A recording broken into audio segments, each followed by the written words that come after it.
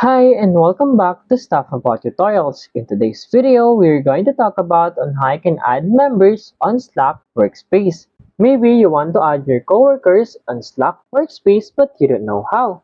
So in today's video, I am going to show you on how you can add member on your workspace on Slack. Check the video description and I will try to leave the written instructions. So without further ado, let's get into the video. First you need to do is to open your Slack application and log in with your Slack account. And then in here to add a member on your Slack workspace, simply scroll down and you will see in here Add Teammates. Tap on this Add Teammates. Once you tap on it, you will see here Share a link, or you can add from contact or add by email.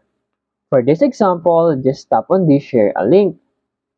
And then in here, the link you can share it by message, email, notes, Facebook newsfeed, chats, and many more.